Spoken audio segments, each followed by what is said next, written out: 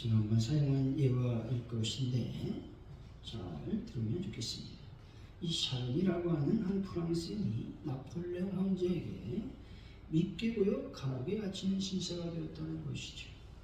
오랜 세월이 흘러 그는 친구들에게 잊혀지게 되었습니다. 처음에는 자주 면회로 오던 가족들도 점점 멀어졌죠. 그는 너무 쓸쓸해서 돌주걱으로 벽에 이렇게 적었습니다. 아무도 돌보지 않는다 라고 말이죠. 소망을 잃어버리는 순간이었죠. 그러던 어느 날 감옥에서 바닥에 깔려있던 돌 틈 사이에서 푸른 싹 하나가 고개를 들고 나왔습니다. 사르니는 간수가 주는 물을 조금씩 아껴서 그 옷에게, 화초에게 물을 주었습니다. 근데 웬일입니까? 그 화초가 싹이 나더니 꽃 봉우리가 맺히고 아름다운 꽃을 피웠다는 것이죠. 그래서 그는 먼저 썼던 글을 지우고 이렇게 썼습니다. 하나님이 돌보신다 라고 말합니다. 소망이 생기는 순간이었습니다. 그러던 어느 날 감옥 옆방에 면회를 왔던 죄수의 딸이 이 감옥 안을 들여다보다가 아름다운 꽃이 피어있는 모습을 보았습니다. 감옥에 아름다운 꽃이 피었다는 소문은 귀에서 귀로, 입에서 입으로 전달되어 조세핀 여왕의 귀에까지 들어왔습니다. 이 소식을 들은 여왕은 말합니다. 꽃을 진심으로 사랑하고 돌보는 사람은 결코 나쁜 사람이 될 수가 없다라고 말이죠. 그래서 황제에게 건의해서 샤르니를 석방해 주었습니다. 사리는 감옥에서 핀 꽃을 집으로 가져갔고 생명을 다할 때까지 갖고 왔습니다. 여러분, 소망을 잃어버리면 우리들의 모든 것들을 잃어버릴 수 있습니다. 샤르니는 절망하지 않고 작은 싹스를 갖고 돌봐서 꽃을 피워 황제의 명령으로 석방되어 가족의 품으로 돌아갔습니다. 여러분, 이번 주는 한가위입니다. 도도 말고 돌도 말고 한가위만 같아라 라고 하는 이 말은 민족 최대 명절이 얼마나 대한민국에 만족스럽고 아름다운가 보여주는 글인 것이죠. 푸른 들판이 황금색으로 변해가고 있습니다. 오곡백화가 아름다운 열매 맺는 계절이 옴으로써 더욱 소망의 꽃을 피워 열매를 맺을 수 있는 계절이 된 것이죠. 세계 어느 나라든 1년 동안 부지런히 일하고 땀 흘려 지은 농산물을 가을에 수확하고 각기 나름대로의 축제의 명절을 갖게 되는 것이죠. 우리나라에서도 그 해에 거둔 핵곡식으로 일종의 감사를 이웃들과 함께 나누는 풍습이 바로 한가위라는 겁니다. 여러분, 기독교는 어떤 종교입니까? 하나님께 감사하는 종교라고 하는 것이죠. 추석 명절의 기원은 삼국사기 유리왕 때에 나타나는데 여인들이 두 편으로 나뉘어 길쌈놀이를 하다가 이날만 되면 핵곡식으로 음식을 만들고 핵과일을 서로 나눠 먹는 날로 지낸 것이 추석 명절의 기원이라는 것이죠. 사랑하는 성도 여러분, 이처럼 소망을 안고 기쁨으로 가족과 풍성한 한가위를 보내는 분들이 다 되시기를 예수 이름으로 간절히 축원드립니다. 오늘의 본문은 믿음의 선진들을 설명하면서 믿음의 선진들은 하늘에 있는 본향을 사모했다고 말하고 있는 것입니다. 그래서 아벨과 에녹과 노아와 아브라함과 이삭과 야곱과 사라가 모두 땅에서 자신들이 외국인인 것과 나그네임을 증거하며 살았다라고 말합니다. 이와 마찬가지로 성도 없이 세상 가운데서 나그네인과 어떤 외국인으로서의 삶을 즐거워하며 살아야 된다 말씀하고 있는 겁니다. 오늘 본문을 통해서 나그네 인생이라고 하는 제목으로 하나님의 은혜를 나누도록 하겠습니다. 첫째로 우리 인생이 나그네 인생임을 기억하는 삶을 살아야 된다라는 것입니다. 13절이죠. 한번 읽어봅니다. 시작. 이 사람들은 다 믿음을 따라 죽었으니 약속을 받지 못하였으되 그것들을 멀리서 보고 환영하며 또 땅에서는 외국인과 나그네임을 증언하였으니 아멘. 사람들은 고향을 그리워합니다. 그런데 이렇게 고향을 그리워하는 것은 무엇 때문일까 하는 겁니다. 갈 수 없는 고향을 그리며 그렇게 한이 되어 고통한 이유 또한 무엇일까 하는 것입니다. 그것은 바로 하나님께서 사람을 지으실 때에 그 마음에 영혼에 대한 그리움을 주셨기 때문에 그렇습니다. 영혼을 사모하는 사람들은 자신들의 삶이 나그네임을 기억해야 된다라는 것이죠. 창세기 23장 4절의 말씀이죠. 나는 당신들 중에 나그네요 거류한 자이니 당신들 중에 내게 매장할 소유지를 주어 내가 나의 죽은 자를 내 앞에서 명하다가 장사하게 하시오 말씀합니다.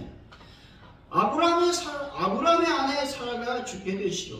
그래서 아브라함은 막벨라굴을 사기 위해 해쪽 속에게 이렇게 말합니다. 나는 나그네요 거류하는 자라고 말이죠. 옛 신앙의 위인들의 삶은 늘 나그네의 삶이었다라는 것입니다. 나그네의 삶은 이 땅에 안주하지 않고 계속적으로 하늘나라 소망을 갖고 살아가는 것입니다. 나그네는 객지에 있는 사람, 손님, 방랑객이라는 의미가 있죠. 자기 고향을 떠나 다른 곳에 잠시 머물다가 떠도는 사람을 지칭하는 말이기도 한 것입니다. 나그네는 지금 머물고 있는 곳에 계속 머물 수가 없는 것입니다. 언젠간 다시 왔던 곳으로 가야 된다는 겁니다. 나그네가 어느 집에 신세를 지고 있는데 떠날 생각을 하지 않는다. 여러분, 무슨 문제가 있는 것이죠. 혹시 있든가. 어쨌든 이상한 나그네일 수밖에 없는 겁니다. 우린 늘 어떻게 합니까? 돌아갈 곳을 생각하며 살아가야 되는 것이죠. 그것이 어디입니까? 하늘나라 아버지 집이라 하는 것입니다. 터키 사람들은 고난과 슬픔을 당한 사람들에게 인사할 때 이렇게 말한다는 겁니다. 빨리 지나가길 바랍니다 라고 말이죠. 인생은 나그네와 같아서 괴로움이나 즐거움이 눈 깜빡할 사이에 지나간다라는 것입니다. 지나가게 되어 있다는 것이죠. 창세기 47장 9절의 말씀이죠. 야곱이 바로에게 하되 내 나그네 길의 세월이 130년이니이다. 내 나이가 얼마 못되나 우리 조상이 나그네 길에 연주에 미치지 못하나 험악한 세월을 보내었나이다 말합니다. 야곱은 자신의 삶을 나그네 삶이었다고 고백하고 있죠. 그리고 자신의 조상들도 나그네 인생을 살았다고 말씀하고 있는 겁니다. 믿음으로 승리한 사람들은 한결같이 주장했습니다. 그것은 바로 인생은 나그네라고 하는 것입니다. 자기가 살고 있는 것이 나그네 삶이라는 것을 안 그들은 더 큰 본향의 소망을 두고 힘들고 어려운 인생을 이겨내 갔다라는 것입니다. 그렇다면 나그네 삶을 어떻게 해야 되느냐, 어떻게 살아야 되느냐 하는 겁니다. 여러분, 나그네 삶은요, 육체의 종욕을 버리는 삶이라고 말씀합니다. 베드로전서 2장 11절 말씀하죠. 사랑하는 자들아, 거류민과 나그네 같은 노예를 권하노니 영혼을 거스러 싸우는 육체의 종욕을 지어라 말씀합니다. 성경은 우리 인생을 나그네로 규정하면서 우리에게 권면하고 있죠. 영혼을 거스려 싸우는 육체의 종욕을 제어하라고 말입니다. 육체의 종욕은 영혼의 문제와 싸우도록 만든다는 겁니다. 육체의 종욕은 영적인 삶을 살지 못하도록 우리들의 신앙의 힘을 약화시키는 겁니다. 말씀을 따라 살지 못하도록, 기도하지 못하도록 만드는 것이 바로 육체의 종욕이라고 하는 겁니다. 그래서 나그네는요, 가볍게 살아야 된다는 겁니다. 이조석 종대의 이야기인데, 한양에서 일찍 남편을 여의고 두 아들을 키우고 있는 한 어머니가 있었습니다. 생계가 곤란해서 남의 집 바느질을 하면서 알뜰하게 돈을 장만해 아들 형제를 가르쳤습니다. 하루는 비가 내리는데 빗방울이 떨어지는데 금속에 닿는 그 소리가 계속 들리는 것입니다. 그래가지고 이제 그 주위를 한번 파보았더니 여러분 가만히에 은이 가득하게 됩니다. 횡재했죠. 여러분 같으면 어떻게 하시겠습니까? 잘 먹고 잘 사는 거죠. 그거 가지고. 그런데 이 학성이라고 하는 어머니인데 한참을 생각하다가 그것을 전보다 더 깊은 곳에 묻어버렸습니다. 이 일이 있은 후 이 학성 어머니는 오빠에게 부탁해서 이 집을 좀 팔아달라. 그래서 그 집을 팔고 좀 더 작은 집으로 이사했습니다. 더 삶이 쉽지 않죠. 삭과 너질로 생계를 이어가며 두 아들을 가르쳤는데 두 아들이 이 학성 형제가 아주 잘 장원에 급제도 하고 또 과거에 또 잘 되어서 훌륭한 인물이 되었다는 겁니다. 시간이 많이 흘렀습니다. 학성 어머니는 오빠를 불렀고 애들을 불렀습니다. 뭐 결혼도 다 했겠지요. 그때 은가만히 이야기를 한 겁니다. 내가 옛날에 이런 일이 있었다. 깜짝 놀라서 이울문 오빠에게 학성 어머니는 이렇게 말했다는 것입니다. 오빠, 아무런 수고 없이 큰 재물을 얻으면 반드시 뜻하지 않는 재앙이 있게 됩니다. 어릴 때 먹고 사는 것이 편하면 학업에 힘쓰지 아니할 것이고 궁한 것을 알고 그 고생을 해보아야 사는 것이 귀하다는 것을 알 수 있을 겁니다. 라고 말했다는 것이죠. 이 말을 들은 오빠와 두 아들은 깊은 감명을 받았고 두 아들은 어머니를 지극정성으로 모시는 그 아들들이 되었다라는 겁니다. 나그네 삶은요, 학성의 어머니처럼 불로소득을 멀리하는 겁니다. 욕심을 따라 살지 않는 삶이 바로 나그네 삶이라는 겁니다. 사람이 욕심을 부리면 어떻게 됩니까? 문제가 생기고 싸움이 일어납니다. 분쟁이 일어나게 되어 있습니다. 권력을 차지하려고 하니까 문제가 생기잖아요. 명절이 되면 가족 간의 갈등이 심화되고 돈 문제 때문에 험한 일이 종종 발생하게 됩니다. 우리가 행복하려면 물건, 또 내가 갖고 있는 재정, 또 시간, 건강, 대인관계, 배우자의 관계, 자신을 어떻게 해야 된다? 단순화시켜야 된다는 것이죠. 욕심을 버려야 된다는 겁니다. 사람마다 다 지고 갈 수 없음에도 다들 욕심이라고 하는 무거운 짐을 버리지 못하여 허덕이고 살아가고 있다는 겁니다. 사랑하는 성도 여러분, 이번 한가위의 욕심을 버리고 정욕을 버리며 나그네 인생을 깨달아 여유롭고 아름다운 만남을 가지시기를 예수의 이름으로 간절히 축원드립니다. 둘째로 나그네 인생을 통해서 우리는 본향이 있음을 기억해야 된다는 것입니다. 14, 16절이죠. 한번 우리 읽어보겠습니다. 시작. 그들이 같이 말하는 것은 자기들이 본향 찾는 자임을 나타내느니라. 그들이 나무가 본향을 생각하였더라면 돌아갈 때가 있었으려니와 그들이 이제는 더 나은 본향을 사모하니 곧 하늘에 있는 것이라. 이러므로 하나님이 그들의 하나님이라 일컬음을 받으심을 부끄러워하지 아니하시고 그들을 위하여 한 성을 예비하셨느니라. 아멘. 14절에서 15절에서 말하는 본향은 하늘나라 본향을 의미하는 것이 아니라 아브람 또 야곱이 가나안을 가기 위해 떠났던 지상의 고향을 의미합니다. 이것이 바로 이제 해석되어서 하늘나라 본향을 의미한다라는 것이죠. 이들의 믿음은 무슨 믿음이었냐? 본향, 하늘나라를 사모하는 믿음을 갖고 있었다는 겁니다. 이들의 본향은 하늘나라에 있었기 때문에 지상의 고향을 찾지 않고 믿음으로 하늘나라의 영원한 고향을 찾았다라는 것이죠. 영원한 나라, 하늘나라를 사모하는 사람들과 그렇지 않은 사람들의 차이점은 어디에서 나타날까요? 죽을 때 극명하게 나타난다는 것이죠.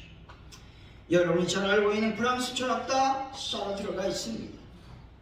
이분은 20세기를 대표하는 지성인 중에 한 사람으로서 실존주의 철학자이자 뛰어난 문필가로서 많은 문학 작품을 남겼다는 겁니다.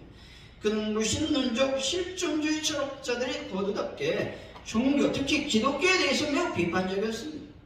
인간은 종교적 가르침 없이도 충분히 선하게 살 수 있다 말했습니다. 그러면서 천국과 지옥에 관한 기독교의 교리를 강하게 비판했습니다.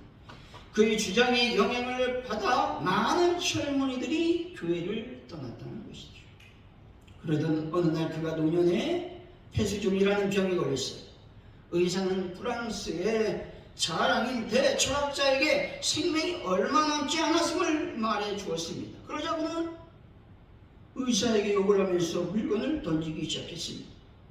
그의 이런 발악은 임종을 맞이할 때까지 계속되었습니다. 병원 측은 이렇게 생각했죠. 인생의 철학을 정립한 노학자이기에 담담하고 품위 있는 죽음을 맞이할 줄 알았다는 겁니다. 그런데 보통 사람보다 더 크게 반항하고 행패를 부리는 모습에서 모든 사람이 당황했다는 거예요.